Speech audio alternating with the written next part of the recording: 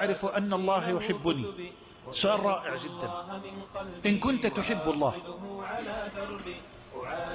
إن كنت تعلم من نفسك أنك تحب الله، فاعلم بأن الله يحبك، لأن الله جل وعلا يقول في الحديث القدسي الذي رواه البخاري وغيره من حديث أبي هريرة: من عاد لي وليا فقد آذنته بالحرب، وما تقرب إلي عبدي بشيء أحب إلي مما افترضته عليه، ولا زال عبدي يتقرب إلي بالنوافل حتى أحبه، فإذا أحببته. الحديث.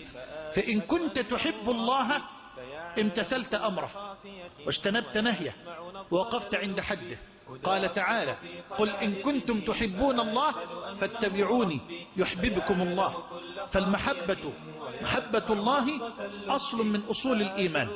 شجرة المحبة، محبة الله، شجرة في أصل القلب أو في قرار القلب، جذرها في قرار القلب وفرعها متصل بسدرة المنتهى، تؤتي ثمارها من الاتباع والامتثال والاجتناب والوقوف عند الحدود والخشية والإنابة والتفويض والرجاء إلى غير ذلك، تؤتي أكلها كل حين بإذن ربها.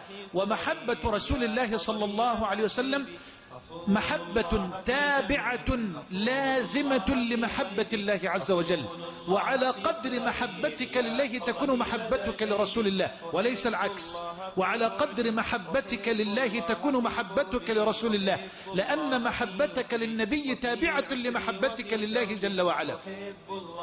فعلى قدر حبك لله يكون حب الله لك، على قدر حبك لله يكون حب الله لك. واسمع التانية دي كمان: وعلى قدر رضاك عن الله يكون رضا الله عنك.